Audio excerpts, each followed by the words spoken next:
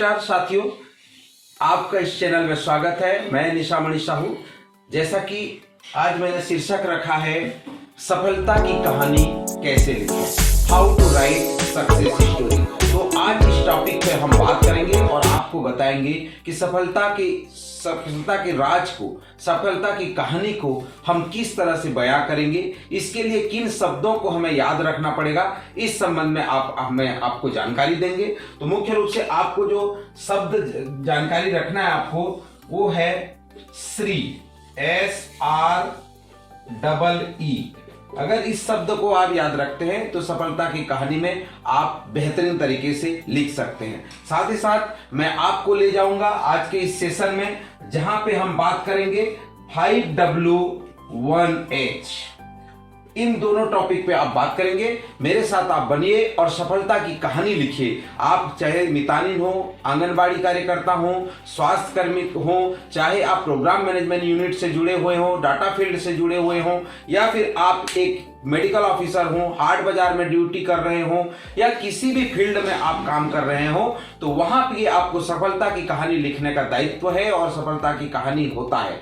तो आप कैसे सफलता की कहानी लिखेंगे, आप किस तरह से इस शब्दों को जानेंगे, आप मेरे साथ आइए और सफलता कहानी को समझते हैं। सफलता पाना हर एक व्यक्ति की प्राथमिकता होती है। मनुष्य का सपना होता है कि वह जीवन में एक सफल व्यक्ति की तरह सफल हो सके। जीवन में सफलता पाने के लिए हमें वही कार्य करना चाहिए जो एक सफल और कर्मपरायण व्यक्ति सफलता पाने के लिए करता है। दुनिया के अंदर सफल व्यक्ति बनने के लिए हम सफलता की कहानी पढ़ सकते हैं और उनकी सफलता की कहानी में से कुछ न कुछ सीख कर अपने जीवन में ला सकते हैं। तो आइए आपको आज सफलता की कहानी कैसे लिखें इस प्रेजेंटेशन में देखेंगे। Success runs with success. सफलता के साथ चलती है। A simple description of program. आज हम बात कर रहे हैं सफलता की कहानी कैसे लिखें, जिसमें मुख्य रूप से प्रोग्रेस, अचीवमेंट और लेसन लर्न, प्रगति, उपलब्धि और सबक सीखना, इन तीनों चीज़ों पर मुख्य रूप से हम सफलता की कहानी को बयां करेंगे। सफलता की कहानी मुख्य रूप से छोटे छोटे पैराग्राफ में या फिर एक लंबे 10 पेज के पैराग्राफ में भी हो सकती है। प्रिफरली शुड कंटेंट फोटोग्राफ के साथ सफलता की कहानी को हमें लिखना होता है, बताना होता है। हम सफलता की कहानी क्यों लिखें? तो सबसे पहले आप इसको जान सकते हैं कि जब हम सफलता शब्द यूज कर रहे हैं, सक्सेस स्टोरी की बात कर रहे हैं, तो किसी न किसी ऐसे उपलब्धि, ऐसे अचीवमेंट, ऐसी प्रगति जिससे हम लोगों को बताना चाहें कि और लोग भी इस तरह से कार्य करें, तो उनमें जो पॉजिटिव चेंजेस आया है, जो पॉजिटिव डिफरेंस आया है उस कार्य को करने से, उस चीज़ों को बताने से, जो सफलता इंडिविजुअल में हुआ है, वो पूरे अपने वर्ड से, अपने शब्दों से उसको बयां करने के लिए एक रिफ्लेक्ट जो है वो नीचे लेवल तक, जन जन तक पहुँचे। इसलिए सफलता की कहानी को हमें लिखना होता है और बताना होता है, ताकि उस सफलता का अनुसरण करके जनमानस जो है उसका लाभ प्राप्त कर सकते हैं। सफलता की कहानी मुख्य रूप से जो पब्लिक है, जनमानस है, उन तक सीधे संवाद, सीधे एक उदाहरण के रूप में प्रस्तुत किया जाता है और वो बताया जाता है कि जो जैसे फाइंड आउट अचीवर्स, अर्थात जो उपलब्धि का हम पता लगाएं, नो अबाउट सक्सेस ब्रॉडली, सफलता का हम जो उसके बारे में जानकारी प्राप्त करें।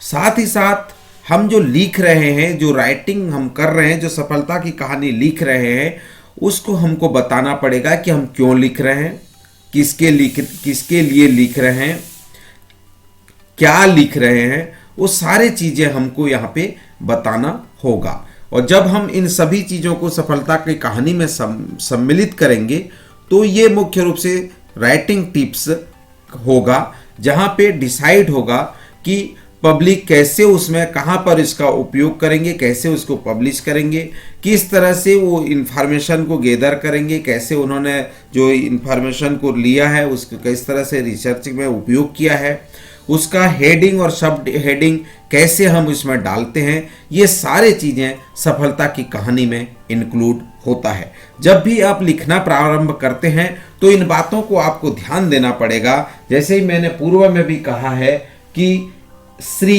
SREE और 5WH, तो इन सभी चीज़ों को हमको अपने इसमें सम्मिलित करने की जरूरत होगी। NBA को आपको ध्यान रखने की जरूरत होगा कि नाउ बिफोर आफ्टर, अर्थात जो सीक्वेंस होगा राइटिंग का उसको आपको ध्यान देने की जरूरत होगी। साथ ही साथ जो जर्नलिस्ट राइटिंग होता है, जैसे आप समाचार पत्र पढ़ते हैं या फिर जब आप कोई भी न्यूज़ देखते हैं या कोई चीज़ें आप देखते हैं, तो जो जर्नलिस्ट जो सीक्वेंस यूज करते हैं, जैसे लीड है, बॉडी है, कंक्लूजन है, तो ये सभी चीज़ों को अपने को ध्यान देने की ज़रूरत होगी। आगे हम इसके बारे में आगे बताएंगे किस तरह से किसको क्या कहते हैं।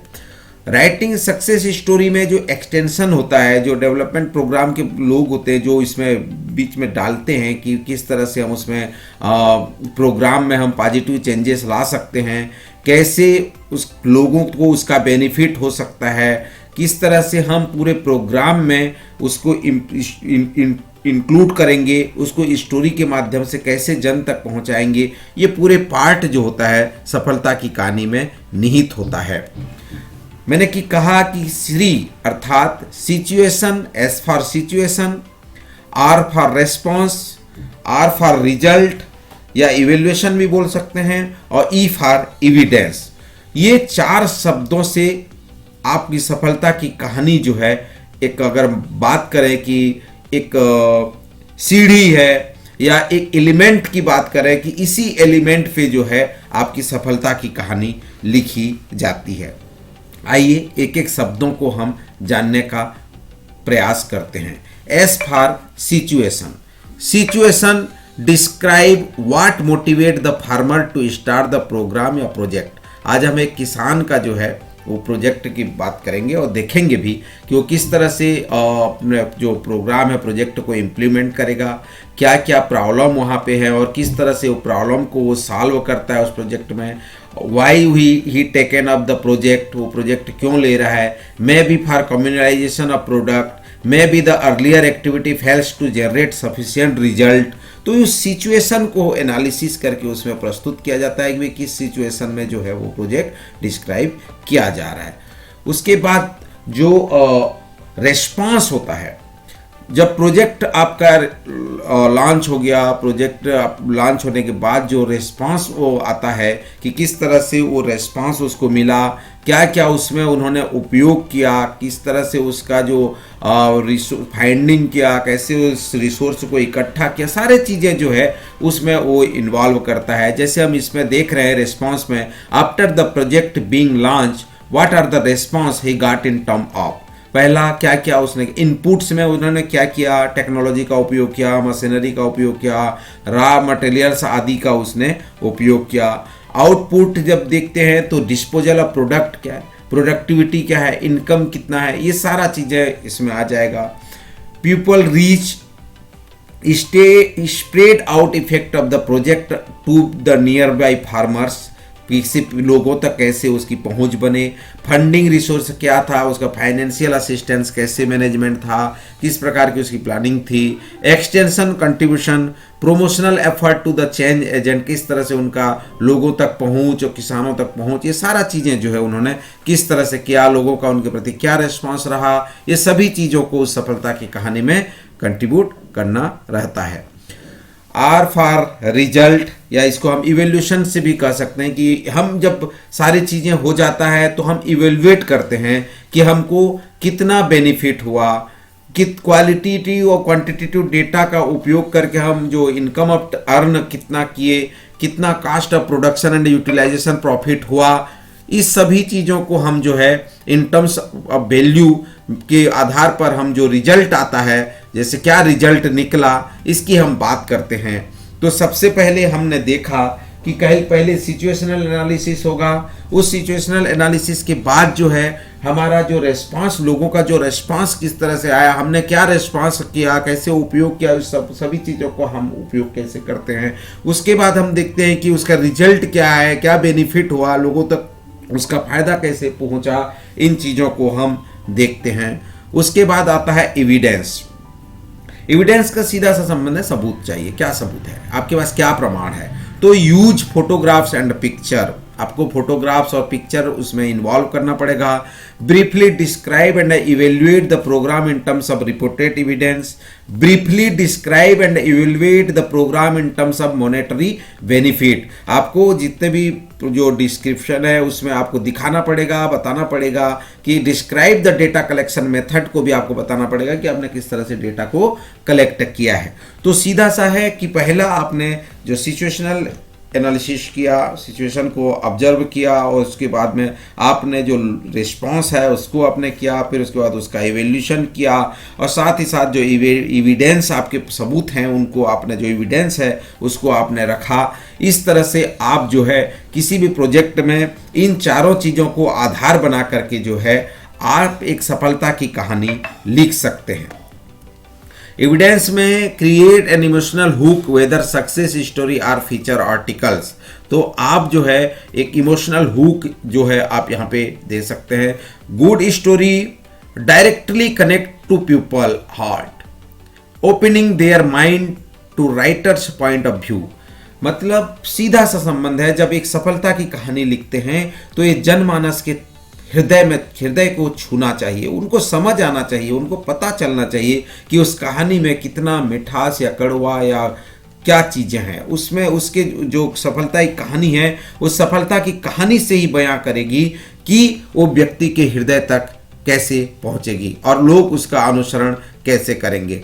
तो आप जब हाट बाजार में जाते हैं तो हाट बाजार में जो आप शिविर लगा रहे हैं, साथ ही साथ कहीं पे एपिडेमिक सिचुएशन हुआ, महामारी हुआ, तो आपने वहाँ किस तरह से बेहतरीन कार्य किया उसका आप यहाँ पे सफलता की कहानी लिख सकते हैं। आप MTDRP मितानिन हैं तो आप गांव में किसी का बिहेवियर चेंज कराया, किसी को टोबैको जैसे नशा मुक्ति में आपने काम किया, या अन्य जो घरेलू हिंसा में आपने कुछ अच्छा किया, तो उन सभी का आप सफलता की कहानी बना सकते हैं। आपको मुख्य रूप से लिखने के लिए इन 4 बिंदु पे ध्यान देने की जरूरत है। आप उस आधार पर सफलता की कहानी लिख सकते हैं।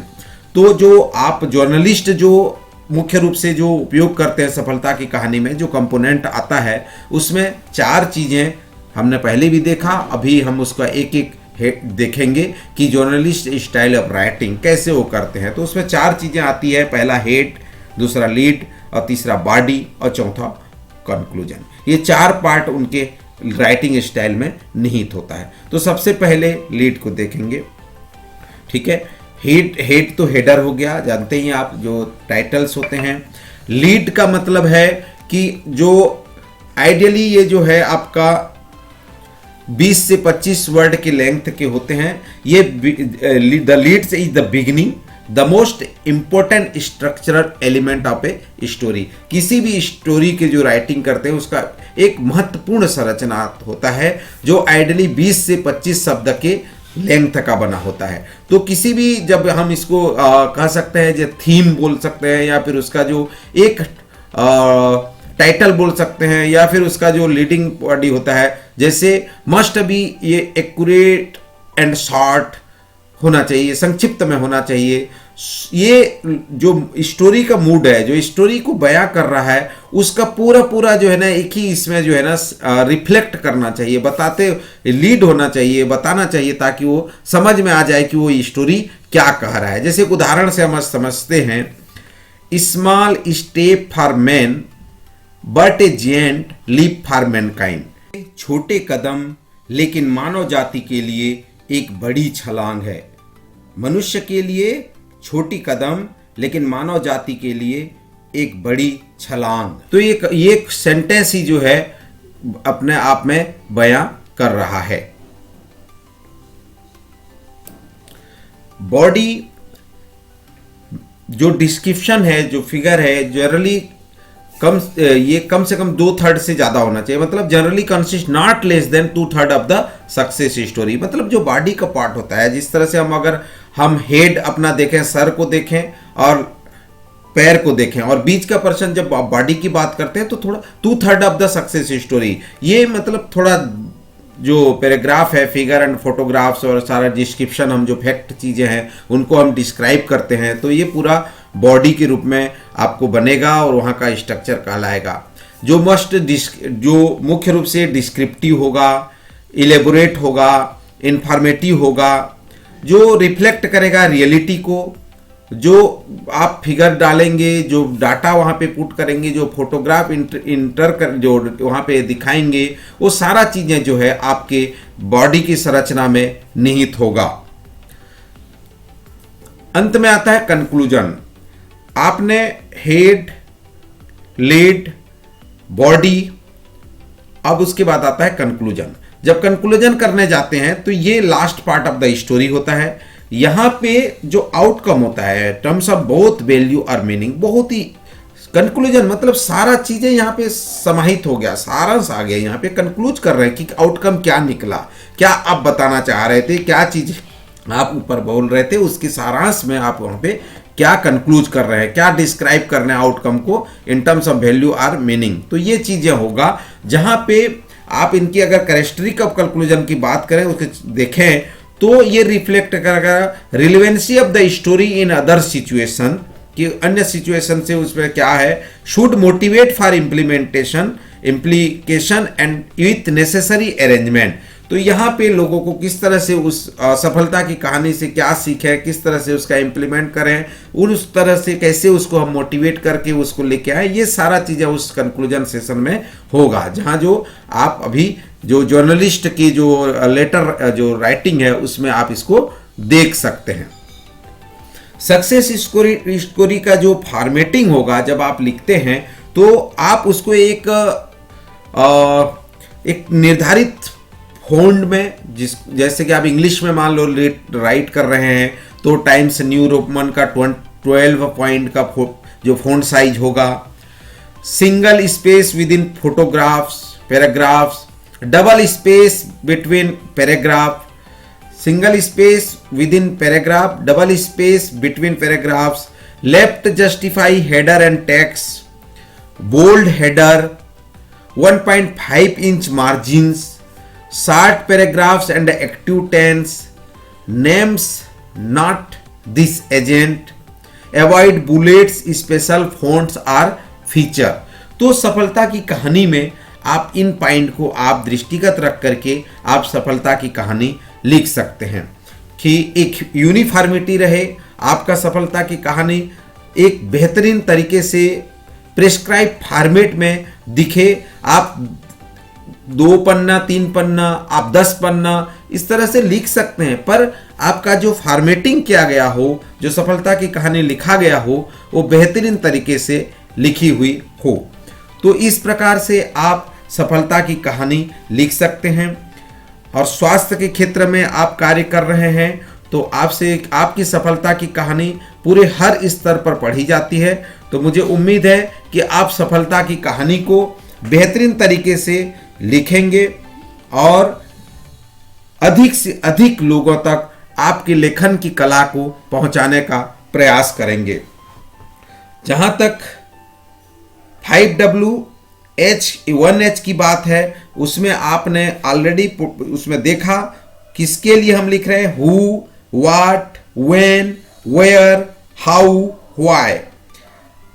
किसके लिए लिख रहे हैं, क्या लिख रहे हैं, कब लिख रहे हैं, टाइम का क्या है, कहां के लिए लिख रहे हैं, कैसे लिख रहे हैं, रिजल्ट क्या है, चेंजेस क्या है, क्यों लिख रहे हैं। तो इसमें सबसे पहले आप देखेंगे तो जो बेनिफिशियरी होता है, जो भी प्रोजेक्ट होता है, जो प्रोजेक्ट का सीधा बेनिफिशियरी तक क्या इम्पैक्ट जाता है, इन सभी चीज़ों को हम इसमें समाहित करते हैं। तो short sentence, good headlines, very conclusive session आपका होगा और इस सफलता की कहानी को आप बेहतर तरीके से लिख सकते हैं। तो आज मेरे जो बताने का पर्पस है कि हर क्षेत्र में आप कुछ बेहतर से बेहतर कार्य कर रहे हैं। मुझे उम्मीद है कि आप अपने कार्य को एक राइटिंग में लेके आएंगे, सफलता की कहानी में बयां करेंगे और जनमानस तक पहुंचाने का प्रयास करेंगे। तो आप सभी का इस चैनल में बने रहने के लिए बहुत बहुत धन्यवाद।